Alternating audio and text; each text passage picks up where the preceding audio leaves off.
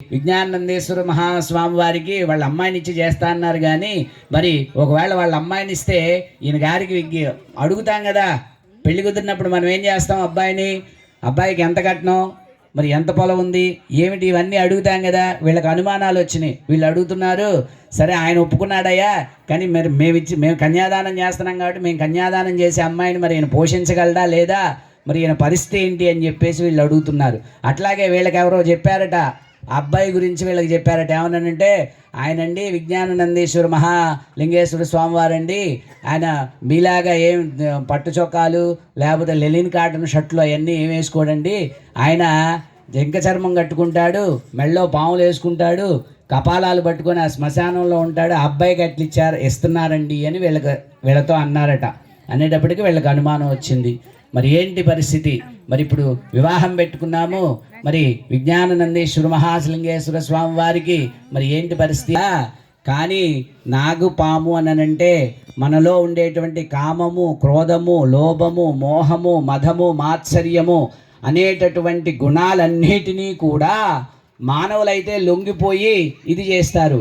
ఆయన ఏంటంటే అట్లాంటి వాటిని కూడా ఒక పూల దండలాగా వేసుకున్నటువంటి శక్తి కలిగినటువంటి వాడు.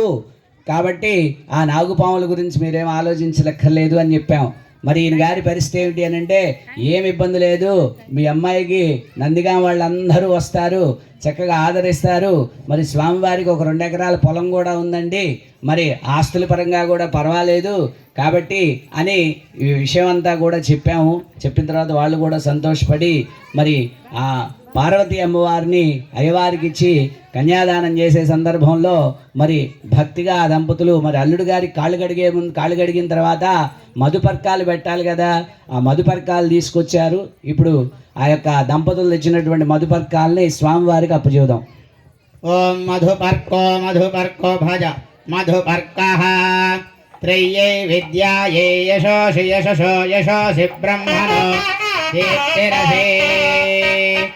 ఓం ఇమం వస్త్రాని వసావసాదే యువో నక్షత్రామంతవో హలత్రామృతమరుతాని విశ్వర్థేన మిత్ర పరమాసకేతే సుమంగళీయం వధూరిమాగుం సమేతమస్యదా సౌభాగ్యమస్యే దత్తాయ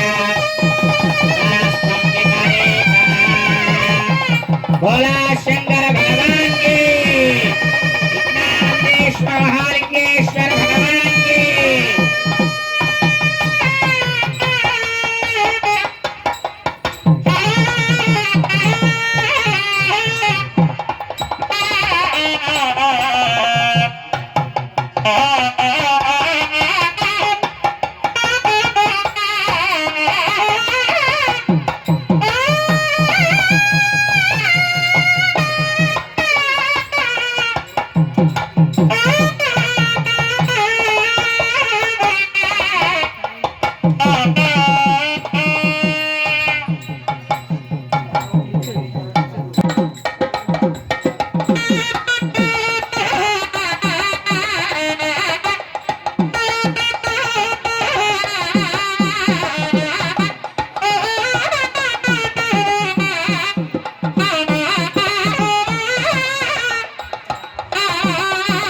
అన్నిటికన్నా కూడా పెద్ద మాట ఏమిటి అని అంటే, నేను ఇచ్చిన మాట తప్పను అని మనం ఎదుట వాళ్ళకి గట్టిగా తెలియచేయాలి అని అంటే ఉన్నటువంటి ఒకే ఒక్క పదం ఏమిటి అని అంటే ప్రమాణము. ప్రమాణం అనేది అంత పెద్దది. మనం ఇప్పుడు పరిస్థితుల్లో ఎట్లుందంటే, చిన్నదానికి పెద్దదానికి కూడా, చాలా చిన్న విషయానికి కూడా అమ్మతోడు అని అమ్మని అడ్డం పెట్టేస్తున్నాం. కానీ అట్లా అంత తేలికగా వాడాల్సినటువంటి పదము కాదు. కాబట్టి వాళ్ళకి ఏం చెప్పానంటే, అయ్యా సరే మీరు అడుగుతున్నారు కాబట్టి మరి స్వామి చేత ఈ కన్యాదానం చేయించేటప్పుడు ప్రమాణం చేయిస్తామన్నాం. సరే ప్రమాణం చేయిస్తారు, కరెక్టే. నిర్గుణ నిరంజన నిర్వికల్ప నిరామయ నిరాఖ్యాత పంచారుషేయ ప్రవరాన్విత పరమశివ సగోత్రోద్భవస్య పరమశివ శర్మణో నప్త్రే చతుస్సాగరపర్యంతం గో బ్రాహ్మణేభ్యః శుభం భవతు. నిర్గుణ నిరంజన నిర్వికల్ప నిరామయ నిరాఖ్యాత పంచారుషేయ ప్రవరాన్విత परमशिवसगोत्रोद्भवस्य ॐ सदाशिवशर्मणः पौत्राय चतुस्सागरपर्यन्तं गोब्राह्मणेभ्यः शुभं भवतु निर्गुण निरञ्जन निर्विकल्प निरामय निराख्यात पंचारुषेय प्रबलान्विता परमशिवसगोत्रोद्भवस्य सांभ शर्मणः पुत्राय चतुस्सागरपर्यन्तं गोब्राह्मणेभ्यः शुभं भवतु निर्गुण निरञ्जन निर्विकल्प निरामय निराख्यात पंचारुषय प्रवरान्विता परमशिवसगोत्रोद्भवस्य सकल भुवन संरक्षण विचक्षण सृष्टि स्थिति संहारक तिरोधानानुग्रह रूपस्य भगवतः श्रीमदो श्री विज्ञाननंदीश्वर महालिंगेश्वर शर्म स्वामिने వరాయ. ఆయన గోత్రం ఏమిటి అని అంటే, అయ్యా లోకములో ఏవైతే ఉత్కృష్టమైనవి అసలు ఎవ్వరూ కూడా పాటించలేనటువంటి లక్షణాలు ఏవైతే ఉంటాయో, అంటే పాటించటానికి కష్టమైనటువంటి గుణాలు ఏవైతే ఉంటాయో అలాంటి వాటినే తన ప్రవర కలిగిన నిర్గుణ నిరంజన నిర్వికల్ప, ఏ కల్పంలో పుట్టాడో చెప్పలేడు, నిరామయ అంతమనేది తెలియదు, నిర్గుణ నిరంజన నిర్వికల్ప నిరామయ నిరాఖ్యాత ఇలాంటి 5 గుణాలతో కలిగినటువంటి ప్రవర కలిగినటువంటి వాడయ్యా ఈ విజ్ఞాననందేశ్వర మహాలింగేశ్వర స్వామి అని మనం వారికి చెప్పాం. అయితే మరి ఇందాక అడిగారు కదా, మరి మా అమ్మాయి పరిస్థితి ఏంటి, మరి వివాహం చేసుకున్న తర్వాత ఇబ్బంది లేదా ఇబ్బంది లేదా అంటున్నారు. అందుకని సరే ఇబ్బంది రాకుండా ఉండటానికి మేము ఒక పని చేస్తాము, వీళ్ళందరి ముందు కూడా లోకములో అన్నిటికన్నా కూడా మాట తప్పను అని చెప్పటానికి ఒకే ఒక్క పదం ఉన్నది. ఏమిటి ఇందాక అనుకున్నది? ప్రమాణము. ఆ ప్రమాణాన్నే స్వామివారి చేత చేయిస్తాం. ఏమని చేయిస్తామనంటే ధర్మే చ అర్థే చ కామే చ త్వయేష నాతి చరితవ్యా. సరే మీ యొక్క నమ్మకం కలగడం కోసం మా స్వామి చేత చెప్పిస్తాం. ఏమని చెబుతాం? ధర్మేచ, ధర్మంలో ఈ యొక్క హిమవత్ శర్మ గారి కుమార్తెను వదిలిపెట్టను. ధర్మంలో వదిలిపెట్టను అని అంటే మనం చాలాసార్లు పెళ్ళిళ్ళలో కూడా అయ్యగారు చెప్పిస్తూ ఉంటారు ధర్మేచ అర్థేచ కామేచ అని. అంటే ధర్మంలో వదిలిపెట్టను అని అంటే ధర్మం అంటే ఏమిటి? ధర్మం అంటే మన ఈ యొక్క కళ్యాణ సంస్కృతంలో ఉన్నటువంటి చెప్పినటువంటి పెళ్లి కొడుకుకి చెప్పేటటువంటి ధర్మం ఏమిటి అని అంటే చిన్న ఉదాహరణలతో చెప్పాలి అని అంటే, పెళ్లి చేసుకున్న తర్వాత మరి ధర్మాన్ని పాటించాలి. ఏమని? సడన్గా అర్ధగంట ముందు ఫోన్ చేసి మరి ఒక అర్ధగంటలో మా స్నేహితులు ఒక 5గురు వస్తారు, నువ్వు భోజనాలకు ఏర్పాటు చేయి అని స్నేహితుల్ని భోజనానికి పిలిచిన తర్వాత ఇంటికి ఫోన్ చేసి చెప్పకూడదు. ముందేం చేయాలంటే వాళ్ళకి మాట ఇచ్చే ముందే ఇంటికి ఫోన్ చేసి, మరి ఇట్లా ఒక 5గురు మా స్నేహితులు వస్తున్నారు, మరి నీకేం ఇబ్బంది లేదు కదా, మరి నువ్వు వండగలవా అని ఈ అమ్మాయిని అడిగిన తర్వాత వాళ్ళకి ఫోన్ చేసి సరే రండి అని చెప్పాలి.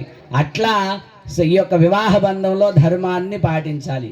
అట్లాగే అర్థేచ, అర్థం అంటే డబ్బుల విషయంలో ఎలా ఉండాడు మా అయ్యగారు అని అంటే ₹1 కూడా అమ్మవారికి తెలియకుండా దాచిపెట్టాడు. మొత్తం తీసుకొచ్చి మిగిలిన మగవాళ్ళలాగే మా స్వామి కూడా ఇస్తాడు అని దానికి కూడా ఇచ్చేసాం.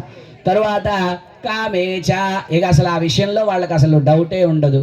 కాబట్టి ఇట్లా స్వామివారి చేత ప్రమాణం చేయించిన తరువాత వాళ్ళు అమ్మవారిని ఇచ్చి కన్యాదానం చేయడానికి సిద్ధపడ్డారు. సరే మా స్వామి గురించి అడిగారు కాబట్టి మేము చెప్పాము నిర్గుణ నిరంజన నిర్వికల్ప నిరామయ గోత్రం అని. మరి మీ అమ్మవారి పరిస్థితి ఏమిటి అని చెప్పేసి అడిగితే ఇప్పుడు వాళ్ళు మరి అమ్మవారి యొక్క ప్రవర్ని ఏ విధంగా చెబుతారో పరవాసుదేవ గోత్రోద్భవస్య త్రికోణ పర్వతార్ మహారాజ వర్మనో నప్త్రే ఓం చతుస్సాగర పర్యంతం గో బ్రాహ్మణేభ్యః శుభం భవతు. ఇచ్ఛాశక్తి జ్ఞానశక్తి పరావరణ చేతానంద పరాకార పంచారుషేయ ప్రవరాన్విత పరవాసుదేవ గోత్రోద్భవస్య గంధమానస మహాపర్వత మహారాజ వర్మణ పౌత్రే ఓం చతుస్సాగర పర్యంతం గో బ్రాహ్మణేభ్యః శుభం భవతు. ఇచ్ఛాశక్తి జ్ఞానశక్తి పరావరణ చిదానంద పరాకార పంచార్హేయ ప్రవరాన్విత పరవాసుదేవ గోత్రోద్భవస్య హిమవత్ పర్వత మహారాజవర్మణ పుత్రే చతుస్సాగర పర్యంతం గోబ్రాహ్మణేభ్యః శుభం భవతు ఇచ్ఛాశక్తి జ్ఞానశక్తి పరావృజిదానంద పరాగార పంచారుహేయ ప్రవరాన్విత పరవాసు గోత్రోద్భవీ మహాకాళి మహాలక్ష్మి మహాసరస్వతీ స్వరూపిణి శ్రీ పార్వతీదేవి నామ్నీం కన్యా.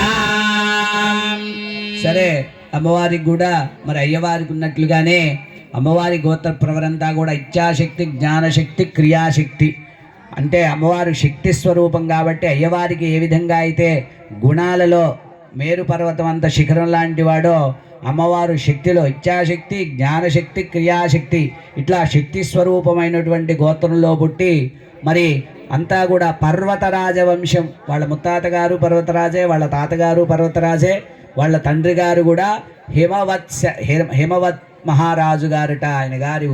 మరి వారి యొక్క గోత్రం కూడా చెప్పారు కాబట్టి ఇప్పుడు సాక్షన్య సర్వదేవత ఇమాం కన్యాన్ తవ దాస్యామి దేవానాం ధారాయ వై. కన్యాదాన ముహూర్త శుభముహూర్తోస్తు. సుముహూర్తకాలే సూర్యాదీనాం నవానాం